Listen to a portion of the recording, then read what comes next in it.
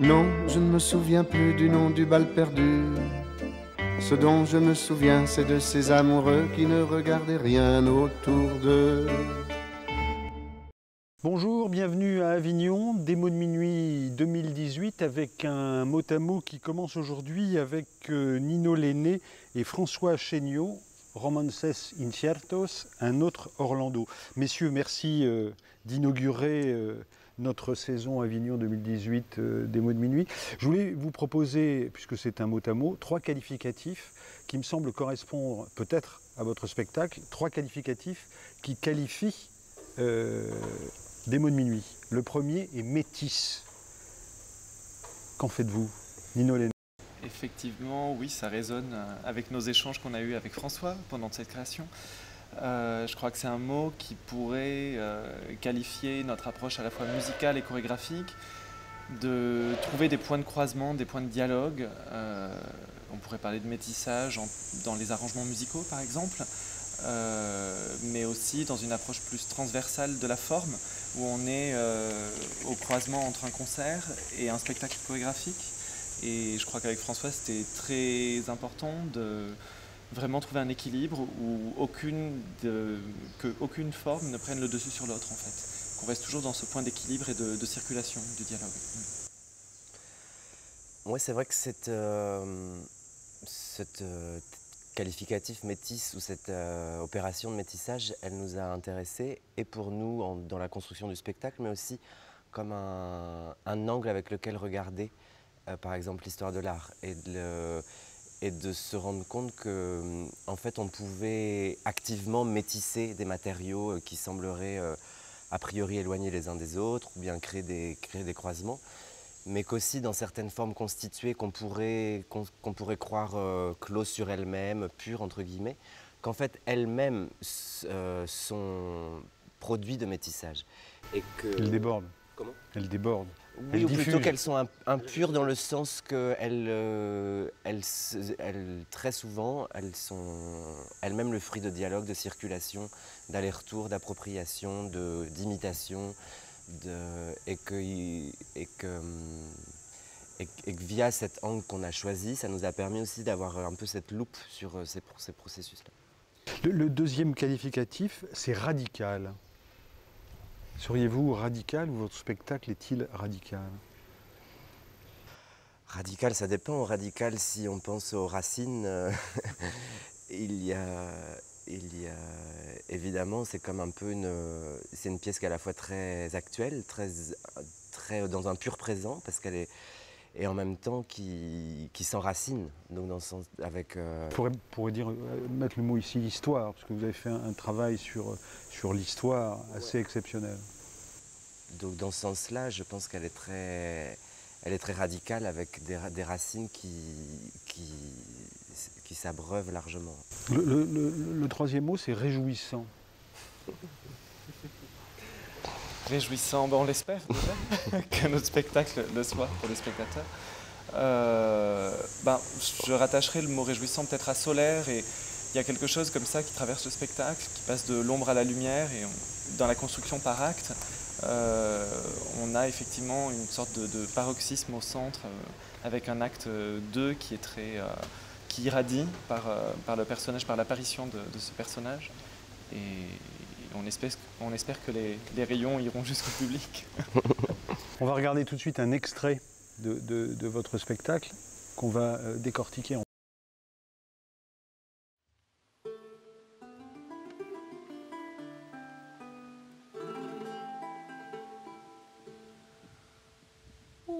capitán sevillano 7 eras le dio Dios.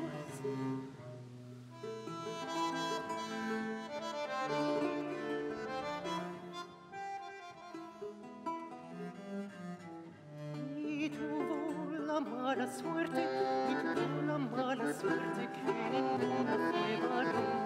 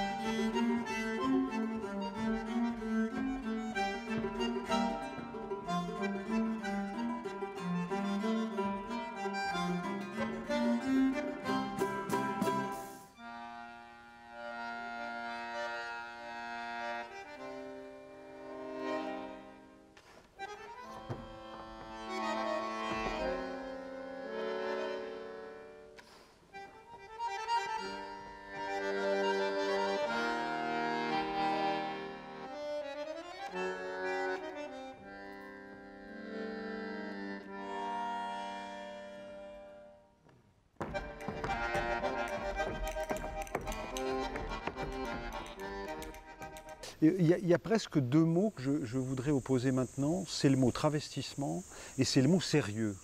Dans ce qui a précédé Romances Inciertos, il y a 4 ans de travail, il y a des recherches historiques. À la fois sur la géographie, sur les instruments, sur l'oralité, et donc je mets de l'autre côté travestissement, parce qu'effectivement, si on est un peu caricatural, travestissement, ça envoyait souvent sur le rire. Bon, mais il y a dans le fascicule, il y a une quantité de travail étonnante. Et très intéressante parce que c'est ethnographique, anthropologique, historique, et ça donne ce spectacle, 7h20 de spectacle. Oui, tout à fait. En fait, alors peut-être pour la question de travestissement, on y reviendra tout à l'heure, mais sur la partie recherche, c'est vrai que pour nous, c'était essentiel de partir d'un matériel de recherche, d'investigation, et de s'ancrer aussi dans une histoire. Les figures qui apparaissent aujourd'hui dans un temps présent, elles ont aussi une histoire passée et une histoire qui a traversé 4 siècles. Et effectivement, pour rendre compte de tous ces éléments, ces changements, ces hybridités, c'est vrai qu'on a eu besoin de partir sur le terrain, de se connecter autant aux traditions orales qu'aux documents d'archives, de bibliothèques. Donc ça a été un travail assez long de compilation de tous ces éléments. Et c'est vrai qu'à chaque fois, voilà, on partageait ce matériel avec François et on voyait comment on pouvait réactiver certains éléments qui nourrissaient les figures qu'on convoque. Ouais, tout à fait. Alors vous convoquez Donchela Guerrera, San Miguel et Tarara. Qui sont ces personnages? Qui sont-ils ou qui sont-elles? Alors, ils sont tous sortis de l'univers espagnol. La plupart, c'est des figures qu'on retrouve beaucoup dans la période 16e, 17e, dans ces années-là, ces siècles-là. Certains sont issus de la culture séfarade, par exemple, d'autres arabo-andalouses, et réapparaissent dans un air d'opéra du XVIIe, du XVIIIe. On les retrouve dans la zarzuela, on les retrouve dans le flamenco. Donc en fait, c'est des figures qui se sont vraiment immiscées dans des langages très multiples, aussi bien musicaux que poétiques aussi. Il y a énormément de proses qui ont été réinventées, réécrites au fil des siècles. Et ce qui nous intéressait, c'était dans cette heure de spectacle, proposer une sorte de multiplicité de facettes, et comme s'il y avait une diffraction un peu de ces identités, et c'est ce qui fait aussi surgir des motifs d'ambiguïté, des troubles, voilà. Métabolisation, ces trois personnages, comment est-ce que vous les métabolisez quand vous êtes sur cette scène? Comment est-ce que vous les avez métabolisés? Il n'y a pas d'autre mot, je pense. Moi, le mot est juste, en effet.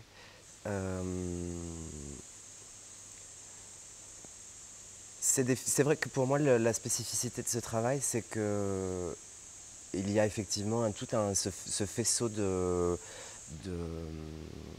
d'indices historiques sur ces personnages, qui, grâce au travail de Nino, est très, très feuilleté, très détaillé, et du coup qui informe beaucoup la manière de les performer, et surtout de les incarner.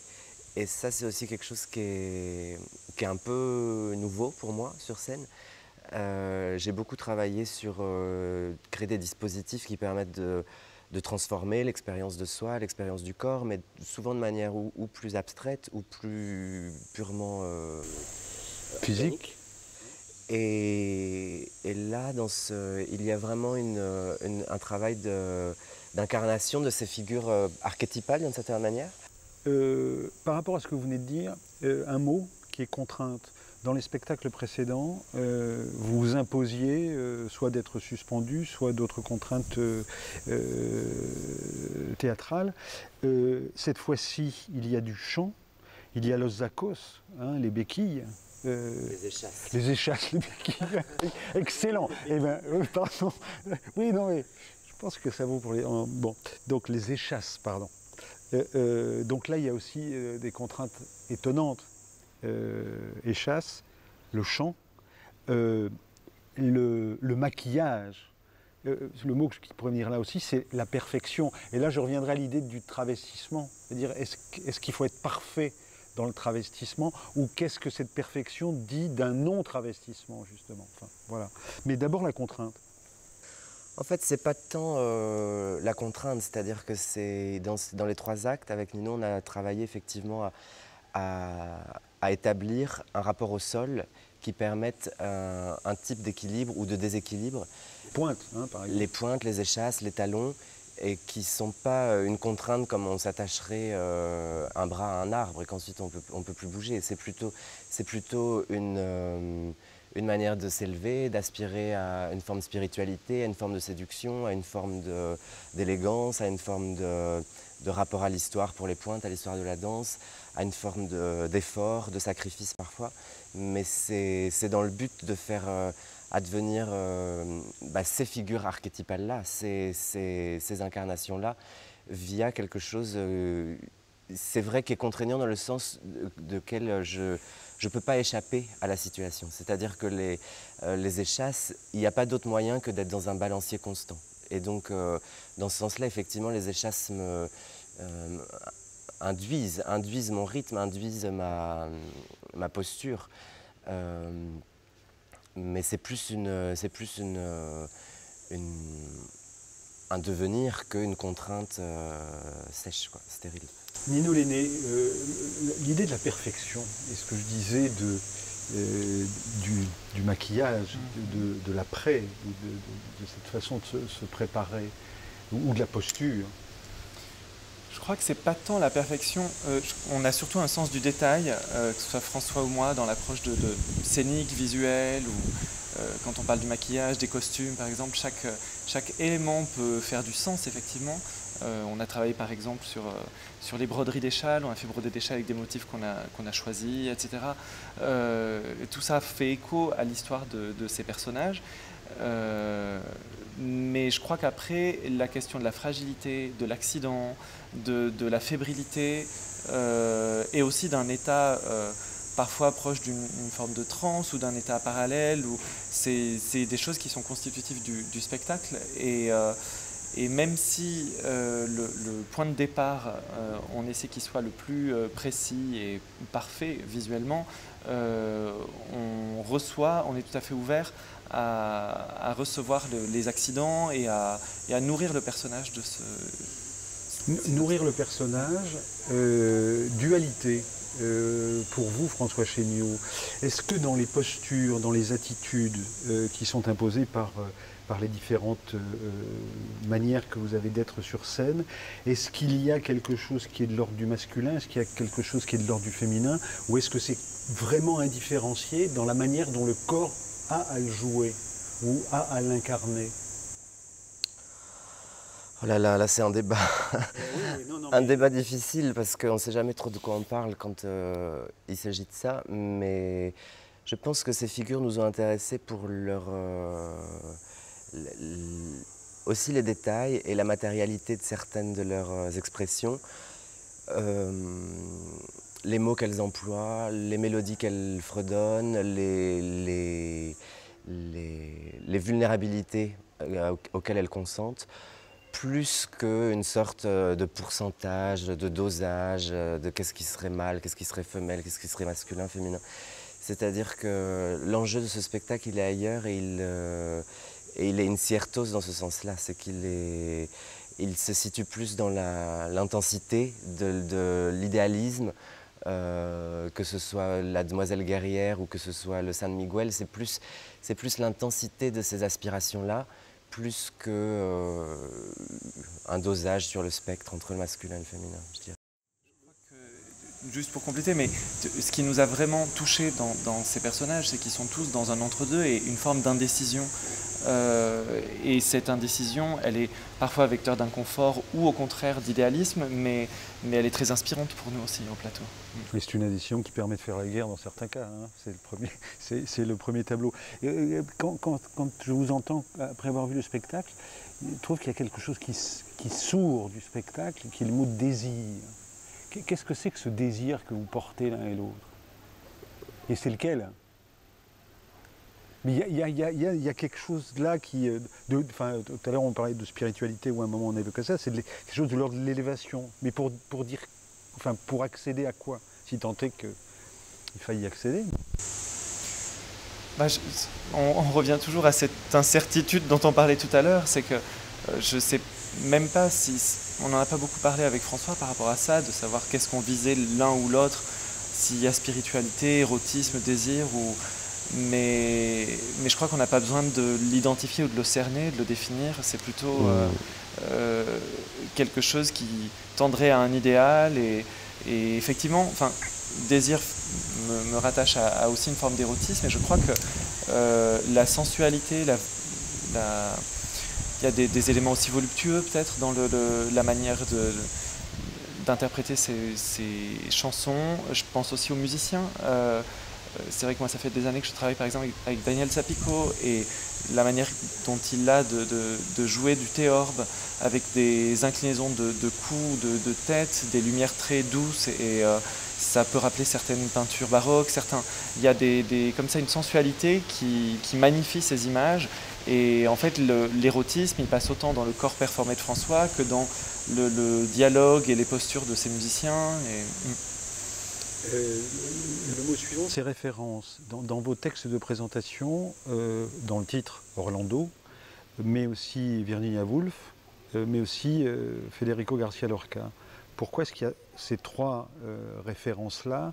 Et le mot qui est derrière, c'est contemporanéité. C'est-à-dire, ça vient de très loin, on a parlé de l'histoire et de où vous êtes allé chercher tout à l'heure.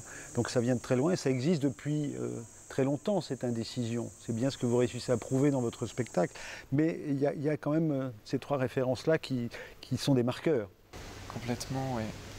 C'est vrai que García Lorca, c'est quelque chose qui s'est imposé assez vite dans notre processus, étant donné que la première étape de travail qu'on a fait avec François en 2014, c'était autour de la tarara qui apparaît dans le 3e acte. Et la version la plus connue, la plus interprétée, enregistrée, c'est le poème de García Lorca. Il faut savoir que García Lorca a un lien très très fort au folklore, aux musiques traditionnelles. Il en a recompilé des recueils qu'il a légèrement transformés pour faire sien, mais ça reste quand même aussi une parole collective, une histoire collective.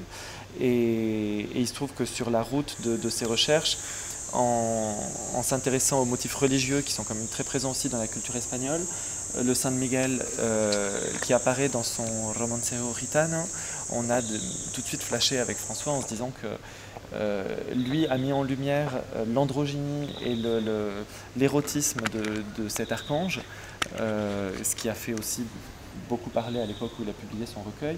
Et effectivement, ça a été un second motif venu de sa plume.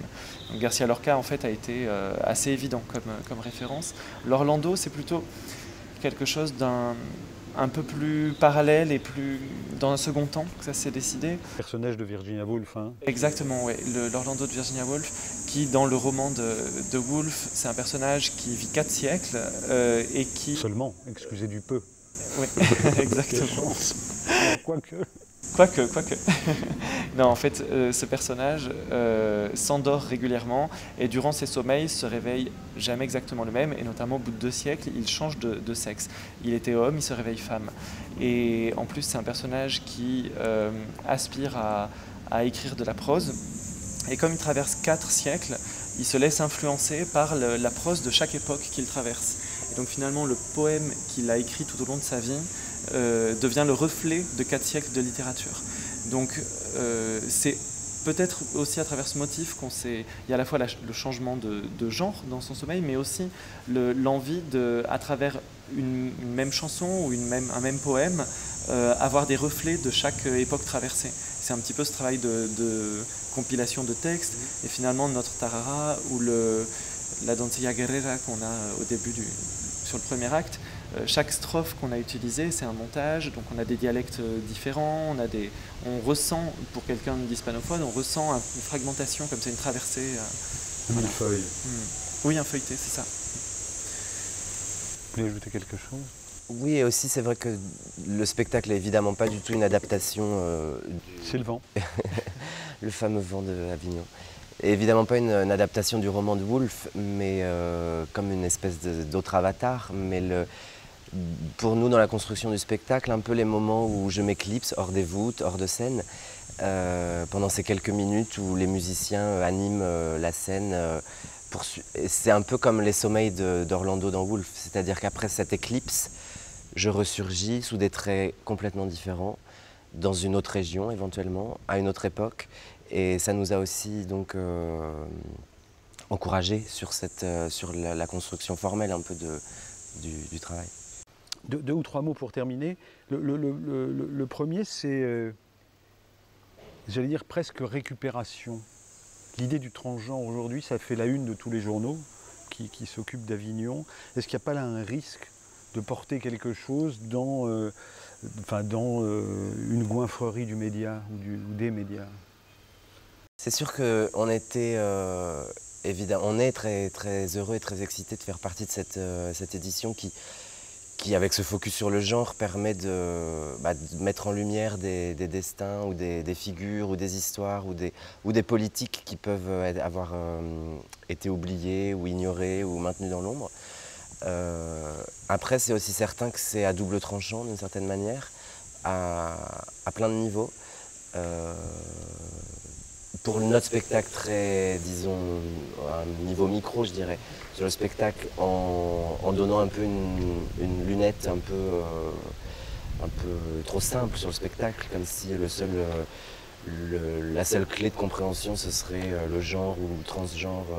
Alors qu'effectivement, on décrit quand on parlait au début du spectacle, on en parlait comme un estuaire, c'est-à-dire avec vraiment une multitude de ramifications, et donc bien plus large qu'une seule opération un peu sur les questions du genre. Et l'autre aussi enjeu, c'est de manière un peu plus large, et pour les politiques identitaires, etc., pour pas faire en sorte que, surtout le Festival d'Avignon, qui est un lieu à la fois d'expérimentation, mais aussi un lieu prescripteur d'une certaine manière, d'imposer une manière au final autoritaire ou prescriptrice sur la bonne manière de considérer le genre, qui serait binaire ou non binaire. Après, et voilà, c'est un peu l'inquiétude partagée par certains. Tout ce que vous démontrez dans votre spectacle, qu'on disait tout à l'heure, hein, vous êtes presque plus anthropologue, historien, musicologue que spectaculaire, paradoxalement, mais quoique le résultat est quand même tout à fait époustouflant. Dernier mot, vous en faites vraiment ce que vous voulez. Non, il y en a deux, enfin, ça m'amuse, c'est un de mes vieux tropismes. Il y en a un qui serait Avignon, et puis je garde le dernier pour la fin.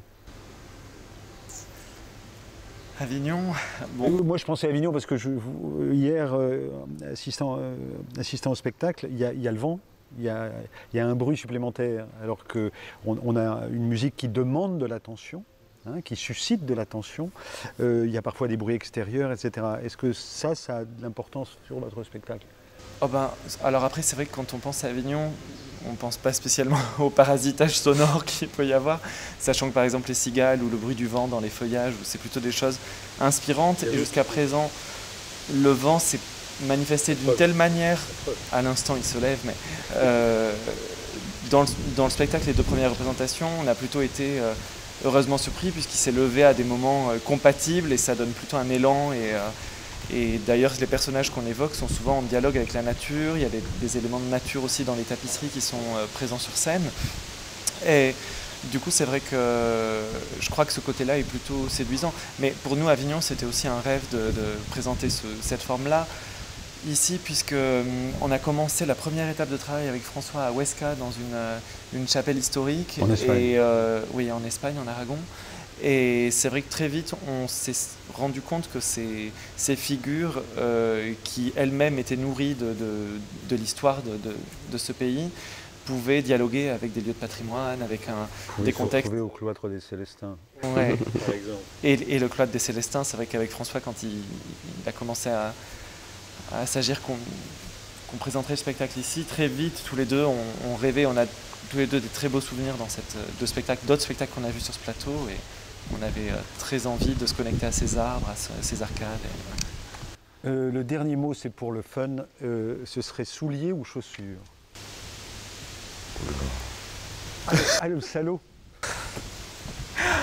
Je sais pas la différence. Je sais pas, je pense qu'on a tous les deux une grande fascination pour les chaussures, mais... Ouais, c'est ça, certes. C'est vrai? Ouais, ah oui, complètement, ouais. Si c'est pas une addiction.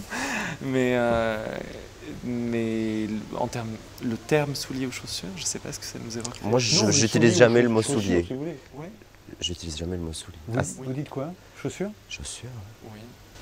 En tout cas, je crois que dans ce spectacle, c'est même plus que chaussures, puisque au-delà des pointes, on passe aux échasses. Et, tout ce qui peut hisser la silhouette est préféré.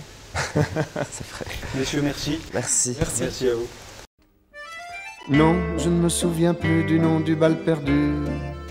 Ce dont je me souviens, c'est de ces amoureux qui ne regardaient rien autour d'eux.